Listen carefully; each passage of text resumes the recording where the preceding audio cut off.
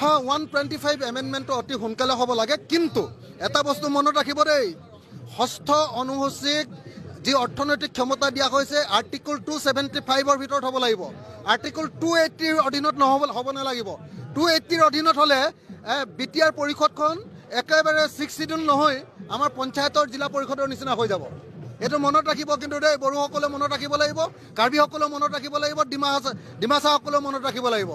নহলে বিজেপি চৰকাৰে কিন্তু এটো উল্টা কৰিবলৈ গৈ আছে আৰ্টিকল 280 নহয় আৰ্টিকল 275 ৰ অধীনত অসমলৈ পইচা আহিব লাগিব si komen dalam don ke cetok song trok ini kira song tu kalau kata natunda pulau je artikel tu depend itu ban tangka ke thap terus aku along itu mana kecohang awal saya nak janji lah ni tumrong tu kecing thura phang tasila so artikel 280 dan tangga puasa cohang dun awal saya dong जिस राह पे तुम चल रहे हो बेटा एक दिन पूरी तरह फंसोगे pegap tu kan sampai gap seren dake kece ki bitu malong ni da amian dang thanya ji pun nas ki tok tu da pegap tu kan sampai gap seren na junta loge chak lige ada lang no constitution lang do ko dak ki tok manang than da pu than ta baran tu aben bang khai tum biha be par claim long ni pu alla ke article 19(1)(g long lang no india solop long te bharat a solop long te nohok ta claim long lo tangli tum da hu bihar da claim long lo hu delhi da claim long lo angka puasa tu pelong deh, Chennai dah klaim dam long lo, Bombay dah klaim dam long lo, nasi lahai. जिस राह पे तुम चल रहे हो बेटा एक दिन पूरी तरह फंसोगे खरीदना चाहते हो नॉर्थ ईस्ट के अंदर असम के अंदर आप जमीन खरीद सकते हो लेकिन बाकी एरियाज के अंदर आपके लिए लैंड खरीदना बहुत मुश्किल है इवन कुछ एरियाज जैसे अपने इंडिया में ऑटोनोमस काउंसिल होती हैं फॉर एग्जाम्पल एक असम के अंदर 2-3 है Dima Hasao autonomous council Karbi Anglong autonomous council even Mizoram के अंदर है चकमा ऑटोनोमस काउंसिल तो वो प्रोटेक्टेड लैंड है for the particular tribe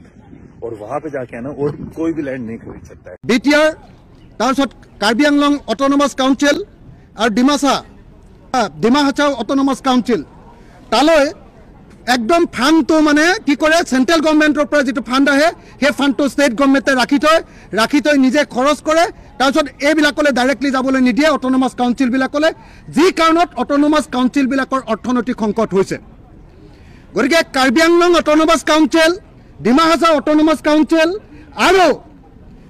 BTR autonomous কাউন্সিলৰ কাৰণে পইচা পুনে সেন্ট্ৰেলৰ পৰা ইয়ালৈ অহাৰ ব্যৱস্থা কৰিব লাগে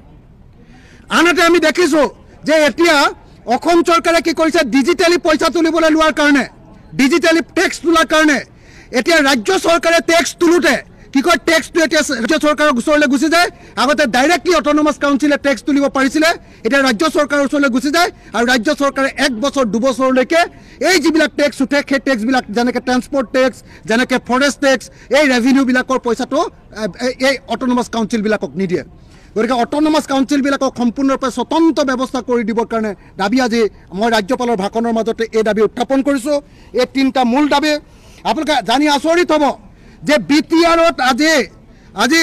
বিটিআৰ এছেম্বলিত ইয়াতে অধিৱেশন পাতিছে অসম বিধানসভাৰ অথচ ৰাজ্যপালৰ ভাষণত বিটিআৰ চুক্তি কিমান কাৰ্যকৰীকৰণ কৰা হ'ল তাৰ কোনো বিৱৰণ নাই কেনেকৈ বড়োসকলক ঠগি আছে